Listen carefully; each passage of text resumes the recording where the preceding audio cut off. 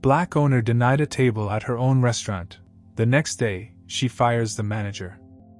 The taxi's headlights cut through the evening mist as it pulled away from the curb, leaving Camille Jordan standing alone on the familiar sidewalk. She pulled her worn leather jacket tighter against the October chill and stared at the glowing windows of Ember and Ivy.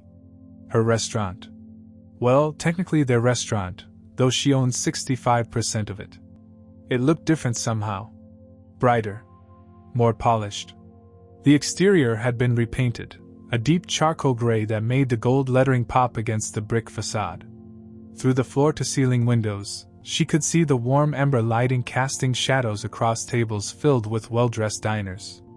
The soft murmur of conversation and clinking glasses drifted out each time the heavy oak door swung open. Camille's chest tightened with an emotion she couldn't quite name. Pride? Anxiety? Maybe both. 13 months. That's how long she'd been gone, watching her mother fade away in that sterile hospital room in Atlanta, then helping her father sort through 40 years of accumulated memories. 13 months of missed board meetings, delegated decisions, and late-night phone calls with Marcus, her business partner, who assured her everything was running smoothly. "You don't need to worry about anything, Cam," he'd said just last week. "Brett's got the front of house locked down tight. Revenue's up 18% from last year." Brett Lawson, the manager they'd hired 6 months before her departure.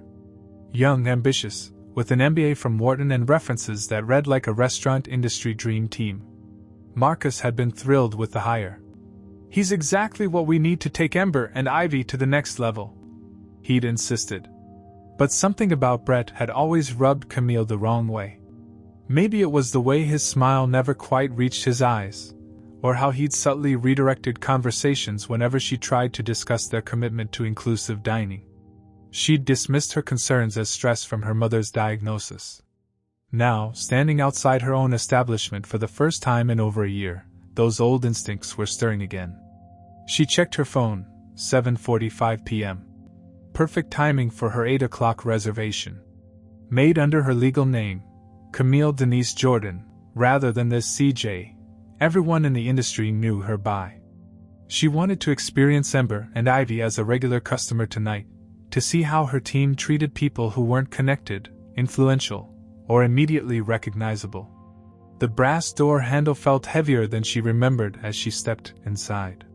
The hostess station was empty, but voices carried from the dining room, laughter, animated conversation, the theatrical sizzle of tableside preparations. The scents hit her next: roasted garlic, fresh herbs, the signature truffle oil they used on their famous potato gnocchi. It smelled like home. "Be right with you," a cheerful voice called from behind the partition. Camille used the moment to take in the changes.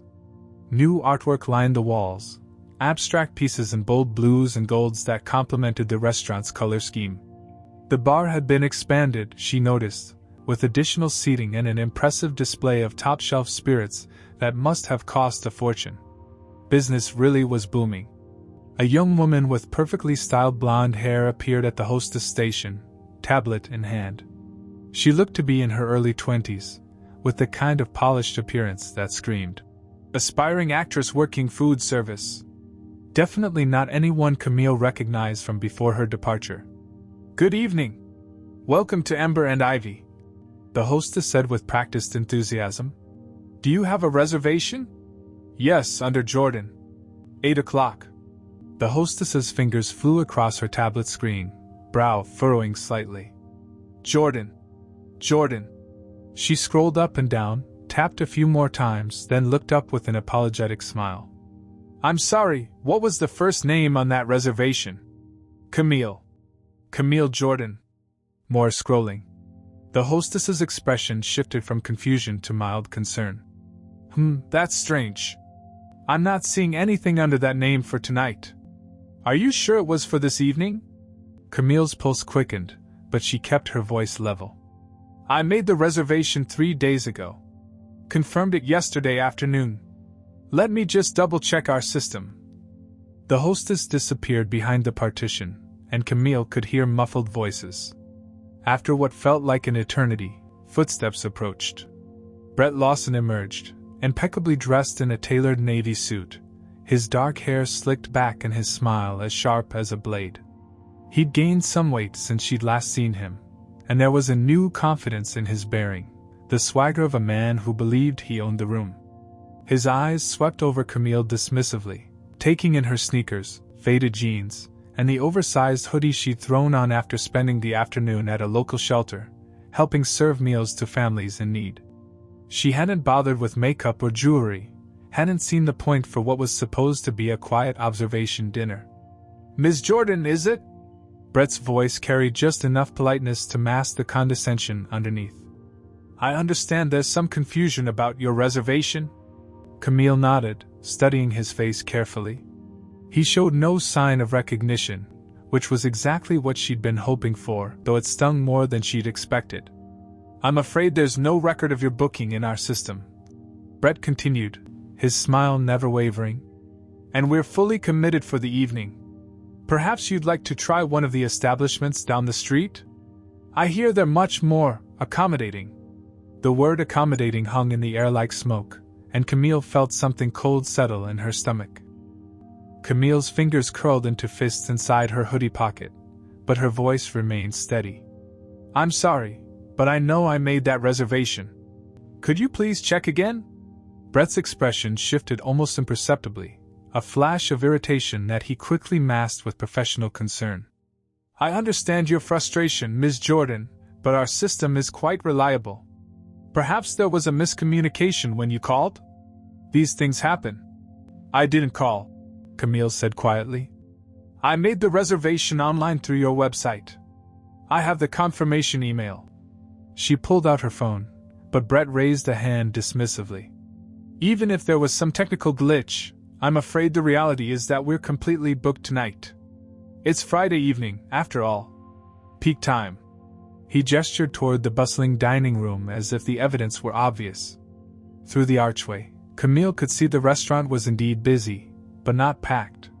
She counted at least 3 empty tables from where she stood, including a prime spot by the window, table 12, if she remembered correctly. Her favorite table when she and Marcus used to test new menu items. "I see some open tables," she pointed out. Brett followed her gaze and chuckled softly. "Those are reserved for later seatings. VIP guests. You understand how it is in the hospitality business. We have to take care of our most valued customers first." The hostess shifted uncomfortably behind Brett, her eyes darting between them. Something in her expression suggested she knew more than she was letting on, but she remained silent. "Look," Brett continued, his tone becoming more pointed.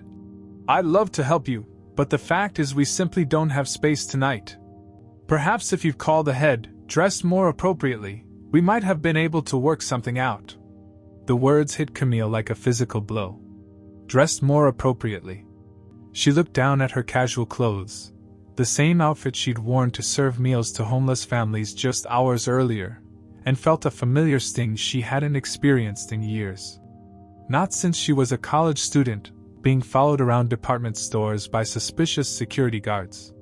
"What exactly do you mean by appropriately?" she asked, her voice dangerously calm.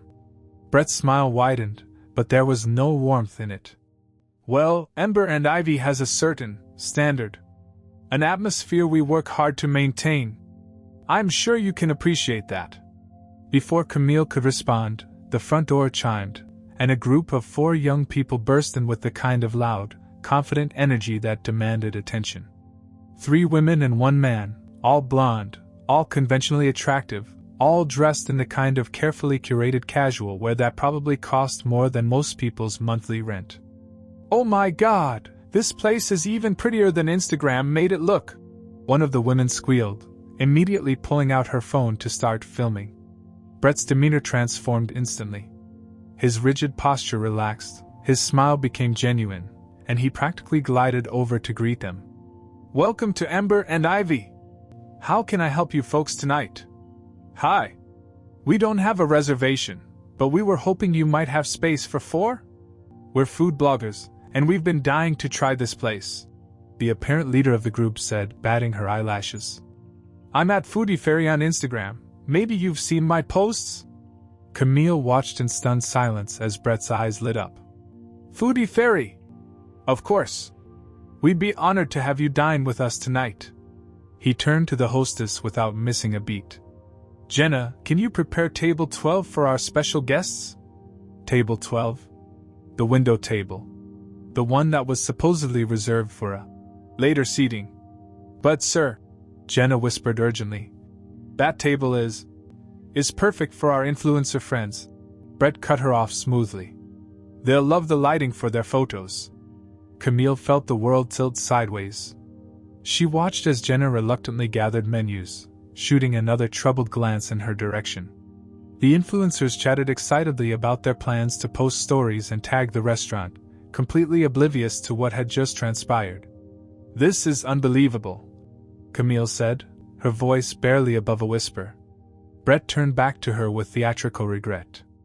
I'm terribly sorry, Ms. Jordan, but as you can see, we really are fully committed now. Perhaps you'd be more comfortable at one of the chain restaurants in the mall? I believe there's a nice Applebee's about 10 minutes away. The insult was so blatant, so deliberately cruel, that for a moment Camille couldn't breathe. Around her, the normal sounds of the restaurant continued, laughter, conversation, the clink of silverware, but it all seemed muffled, distant. She felt like she was watching the scene from outside her own body. Ma'am? Brett's voice broke through her shock. Was there anything else? Camille looked at him, really looked at him, and saw something that made her blood run cold. It wasn't just discrimination. It was pleasure. He was enjoying this. The power, the humiliation, the ability to decide who belonged in his restaurant and who didn't. No, she said finally, her voice steady despite the rage building in her chest. There's nothing else. No, she said finally, her voice steady despite the rage building in her chest. There's nothing else. She turned and walked toward the door, Brett's satisfied chuckle following her into the night air. Behind her, she could hear him warmly welcoming the influencers to their table, her table, in her restaurant. Camille's hands trembled as she dialed the first number on her emergency contact list. The phone rang twice before a familiar voice answered. David Shin speaking. David, it's Camille. I need you and Monica to meet me right now. Across from Ember and Ivy at that little cafe, Perch. Something's happening at the restaurant. There was a pause. Camille? You're back? When did you? 20 minutes ago. Just get here. Please. David Shin had been her attorney since she'd first started the restaurant 3 years ago. A sharp, no-nonsense man in his 40s who specialized in business law and civil rights cases. If anyone could help her navigate what was happening, it was him. Monica Santos was her operations aide, a brilliant woman who joined the team 8 months ago to handle the day-to-day administrative work that Camille's absence had made necessary. Monica had been the lifeline between Camille and the restaurant, sending weekly reports and fielding the hundreds of small decisions that came up in the hospitality business. 15 minutes later, Camille sat in a corner booth at Perch Cafe, nursing a cup of coffee that had gone cold while she watched the entrance to Ember and Ivy through the window. David slid in across from her, still in his work clothes, his usually perfect hair slightly disheveled from rushing over. Monica appeared moments later, her laptop bag slung over her shoulder and concern written across her face. What happened? Monica asked without preamble as she settled beside David. Camille told them everything, her voice growing harder with each detail. When she finished, David was taking notes, and Monica looked like she wanted to march across the street and confront Brett herself. This is discrimination, plain and simple, David said, his pen tapping against his notepad. The comment about dressing appropriately, the immediate accommodation of the white customers without reservations, it's textbook. Monica was quiet for a long moment, staring at her hands. Finally, she looked up at Camille with an expression of guilt and frustration. I should have told you sooner. Told me what? About the complaints. They started about 6 months ago, maybe 7. Customers calling to report that they'd been treated rudely, made to wait excessive amounts of time, or told there were no tables when other people were being seated immediately. Camille felt her stomach drop. What kind of customers? Mostly black families. A few Latino couples. One elderly Asian gentleman who said Brett made him wait 45 minutes for a table while 3 other groups were seated ahead of him. Monica's voice was barely above a whisper. I tried to bring it up with Marcus, but he said I was overreacting. And when I mentioned it to Brett, what did Brett say? That some customers just have unrealistic expectations. That the hospitality industry attracts entitled people who try to blame the staff when they don't get their way. He had explanations for everything. The families were too loud for the atmosphere, the couples didn't meet the dress code, the elderly man was confused about his reservation time. David and Camille exchanged glances. How many complaints total? David asked. 14 that I documented. But I suspect there were more who just didn't bother to call. Through the window, they watched as Brett emerged from the restaurant to greet a well-dressed older white couple at the entrance. His body language was completely different, deferential, welcoming, almost obsequious. He personally escorted them to a table near the center of the dining room, the kind of prime seating usually reserved for VIPs. There, Camille said, pointing. Watch him. Over the next hour, they observed Brett's evening routine like detectives on a stakeout. A young black couple approached the hostess stand and were made to wait 10 minutes before being seated at a table near the kitchen, the least desirable spot in the restaurant. A group of well-dressed white business associates walked in without a reservation and were immediately accommodated at a window table. The pattern was so obvious, so systematic, that Camille felt sick watching it. He's not even trying to hide it, Monica murmured. It's like he knows no one will challenge him. Why would he think that? David asked. Monica's expression darkened. Because Marcus always backed him up. Every time I raised concerns, Marcus would say things like Brett knows the industry and we have to trust his judgment about customer flow. When the complaints came in, Brett would pull up some technical reason why each situation was handled correctly. Marcus knew about this? Camille's voice was dangerously quiet. Not the extent of it. Brett was careful to frame everything as isolated incidents or difficult customers. And business has been good, so Marcus assumed that meant Brett was doing his job well. Camille watched as Brett laughed at something one of the white business associates said, refilling their wine glasses personally while a Latino family at a nearby table tried unsuccessfully to get their server's attention. He's turned my restaurant into his personal kingdom, she said, the words tasting bitter. And he's decided who's worthy of being there. David closed his notepad with a sharp snap. So what do you want to do about it? Camille's reflection stared back at her from the cafe window, overlaying the image of her restaurant across the street. For 13 months, she trusted others to protect something she'd built with her own hands, her own vision, her own dreams. She believed that good intentions and progressive hiring policies were enough to prevent exactly this kind of systematic discrimination. She'd been wrong. I want to take my restaurant back, she said. The next morning, Camille stood outside Ember and Ivy at 7:30 a.m., 45 minutes before the staff was scheduled to arrive. The restaurant looked different in the pale morning light, smaller somehow, more vulnerable. She clutched her keycard, the same one she'd carried for 3 years, and prayed that Brett hadn't been paranoid enough to change the security codes. The lock clicked open with a soft beep. She was still the owner, after all. David and Monica flanked her as they entered the dimly lit restaurant, followed by a tall woman with silver hair whom Camille had called in as backup.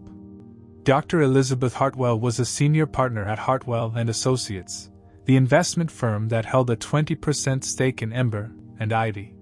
She was also, conveniently, a former federal prosecutor who specialized in discrimination cases. The security office is upstairs, Camille whispered, though she wasn't sure why she was keeping her voice down in her own establishment. They climbed the narrow staircase to the administrative level, past Marcus's office and the break room, to the small security center that monitored the restaurant's cameras. Camille's hands shook slightly as she entered the access code, her birthday, something she'd programmed 3 years ago and hoped Brett had never thought to change. The system hummed to life, bank of monitors flickering on to show different angles of the restaurant below. Empty tables, gleaming surfaces, everything pristine and waiting for another day of service. "Can you access yesterday's footage?" Dr. Hartwell asked, settling into the chair beside the control panel. Monica nodded, her fingers flying over the keyboard. "The system stores everything for 90 days. What time do you want to start?" 7 p.m., Camille said.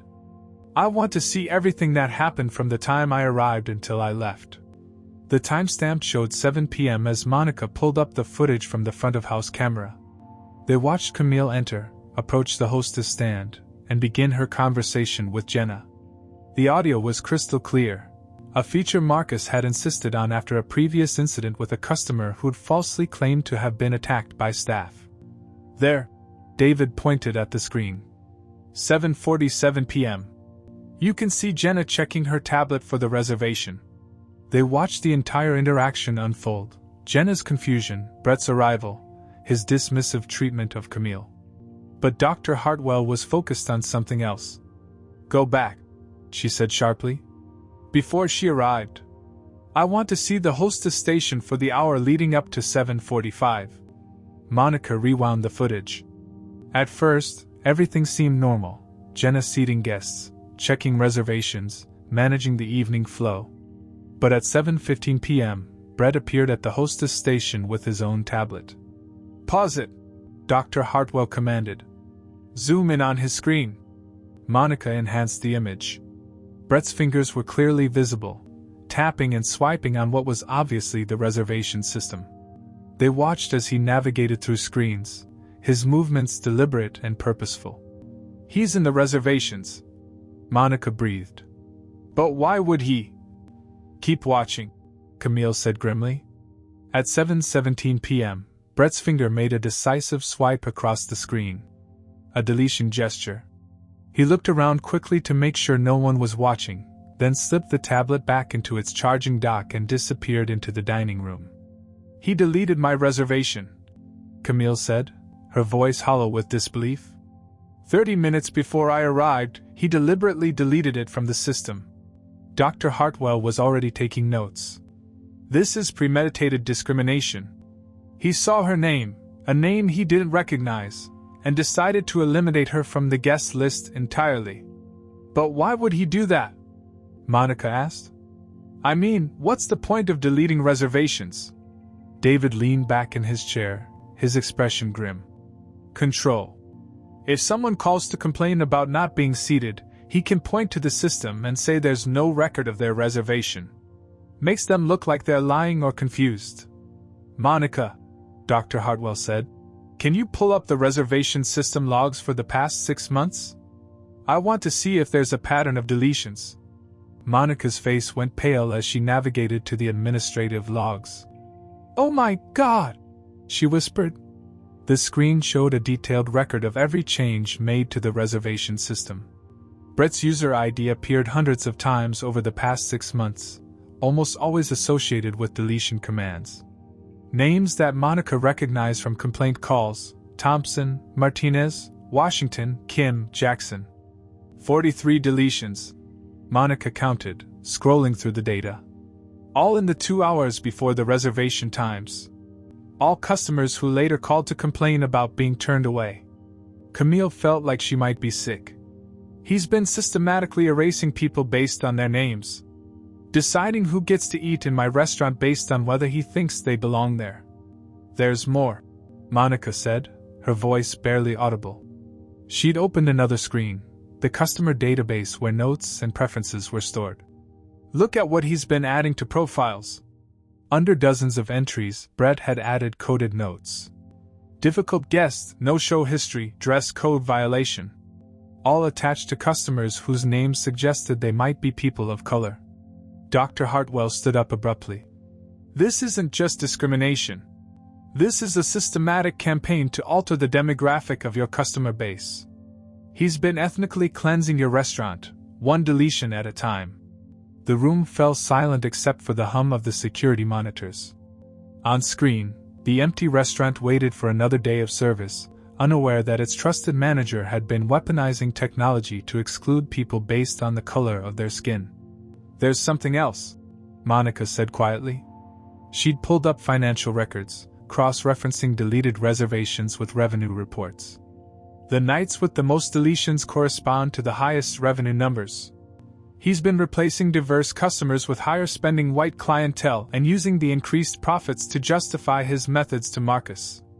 Camille closed her eyes, feeling the weight of 13 months of absence crushing down on her. She trusted her restaurant to people who were supposed to protect what she'd built, and instead they'd allowed it to be transformed into exactly the kind of place she never wanted it to become. "When does the staff meeting start?" Dr. Hartwell asked. 9 a.m., Camille replied, opening her eyes with new resolve. "Good. That gives us an hour to prepare. Because we're going to end this today." At exactly 9 a.m., Camille walked into the main dining room of Ember and Ivy, her heels clicking against the hardwood floors she'd personally selected 3 years ago. The entire staff was assembled for the weekly Monday morning meeting: servers, bartenders, kitchen staff, and hostesses arranged in a loose semicircle around the central tables.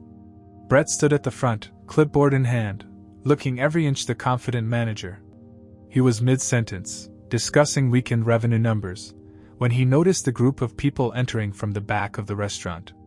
"Excuse me," he said, his voice carrying just enough authority to sound annoyed rather than concerned. "We're in a private staff meeting. The restaurant doesn't open until—" "Continue," Camille said quietly, taking a position against the far wall where she could see everyone's faces.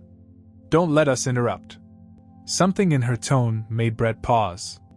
David, Monica, and Dr. Hartwell spread out behind her, their professional attire and serious expressions creating an unmistakable atmosphere of official business. "I'm sorry, but I'm going to have to ask you to leave," Brett said, his management smile slipping slightly. "This is a private meeting for employees only." "Is it?" Camille stepped forward, her voice carrying to every corner of the room. "Because I was under the impression that as the majority owner of this establishment, I'm entitled to attend any meeting I choose." The silence that followed was deafening. 23 staff members turned to stare at her with expressions ranging from confusion to dawning recognition. Jenna, the hostess from the previous night, went completely white.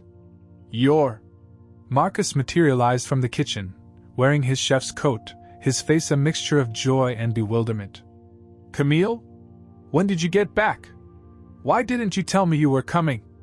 "Because I wanted to see how my restaurant was being run in my absence," Camille replied, her eyes never leaving Brett's face. "And what I found was illuminating." Brett had recovered his composure with impressive speed. "This is highly irregular. If you wanted to observe operations, the professional thing would have been to schedule a meeting through proper channels." "Professional?" Camille's laugh was sharp. "Like the professional way you treated me last night when I tried to have dinner at my own restaurant."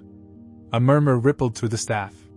Several people exchanged glances, pieces of a puzzle starting to fall into place. "I don't know what you're talking about," Brett said smoothly.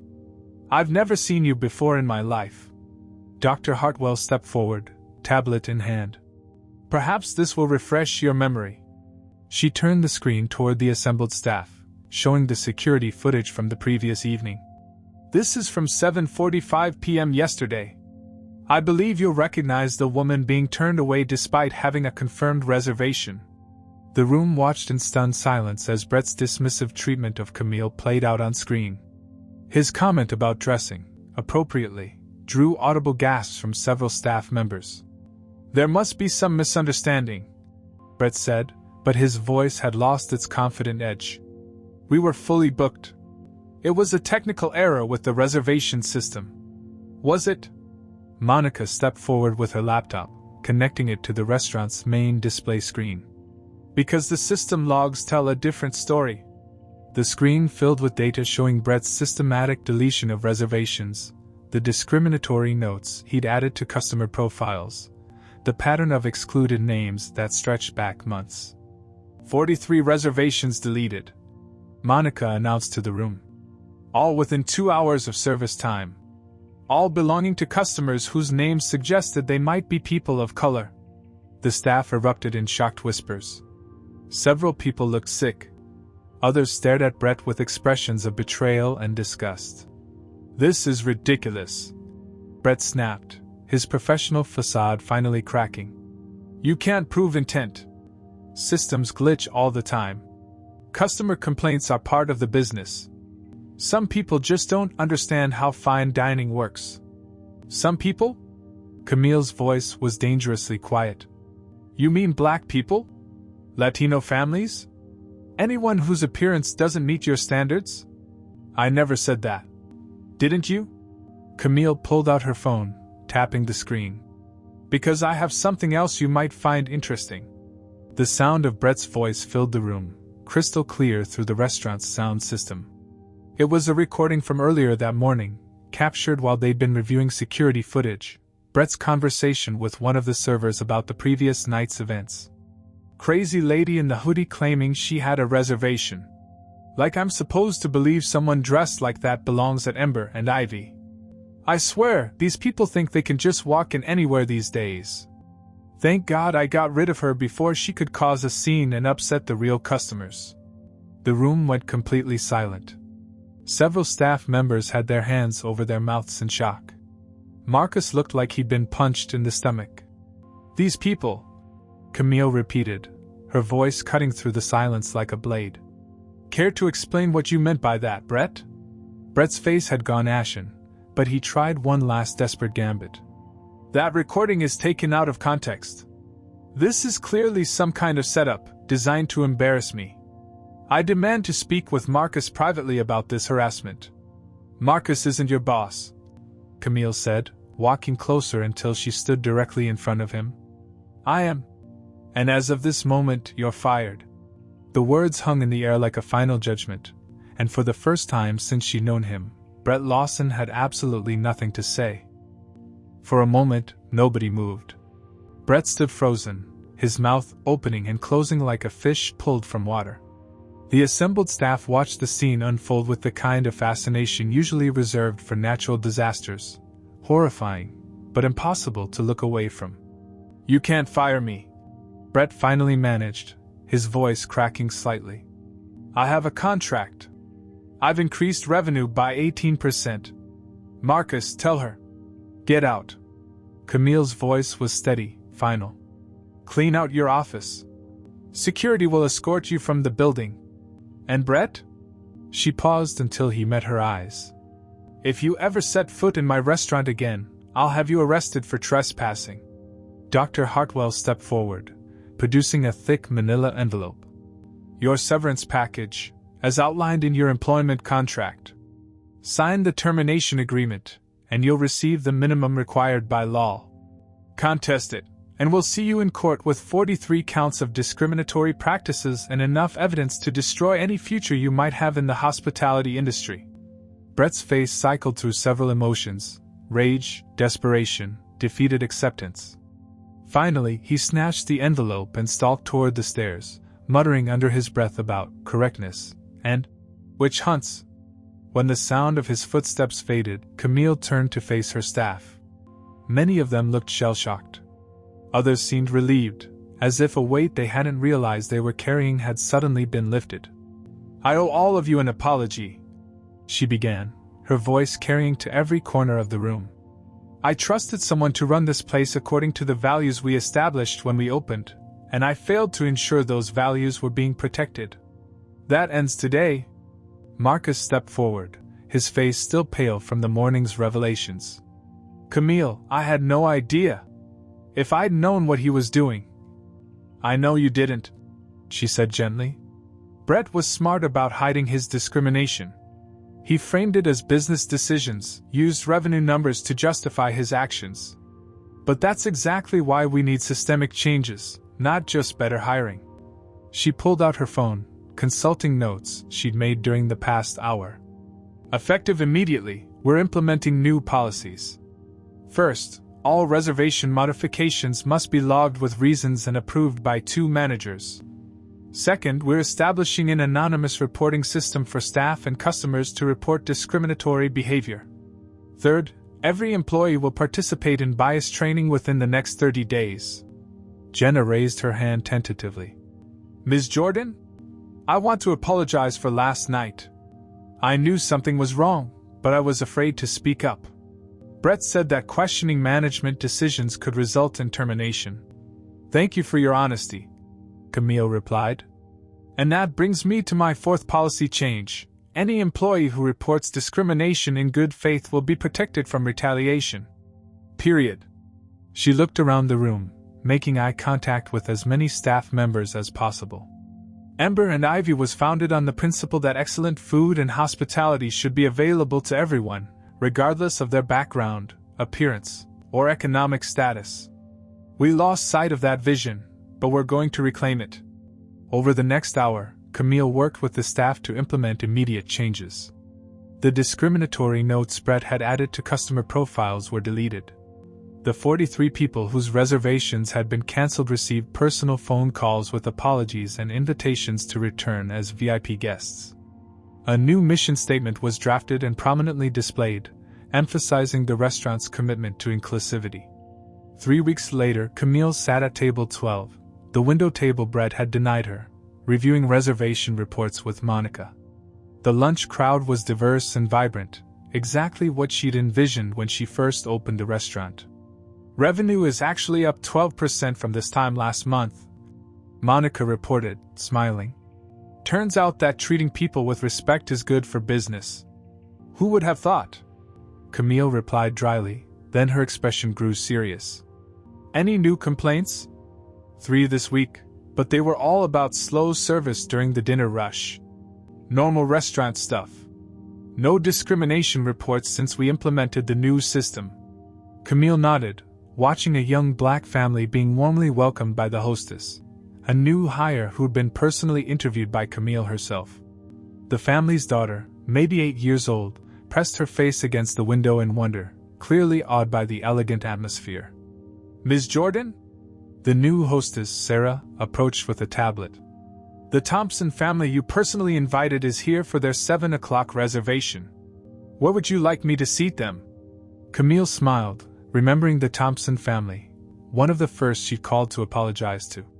They'd been deleted from the system 3 times over the past year, always given excuses about technical errors. Table 12, she said without hesitation. The best table in the house. As she watched the family being escorted to their seats, their faces bright with excitement, Camille felt something she hadn't experienced in months: pride in what she'd built. Not just the financial success or the critical acclaim, but the simple joy of creating a space where everyone was truly welcome. Her phone buzzed with a text from David. Saw the review in the Times. A restaurant that serves both exceptional cuisine and social justice. Think you're back on track. Camille looked around her restaurant, truly her restaurant again, and smiled. The table that had been denied was now set properly, with a full place setting that included everyone. The way it was always meant to be,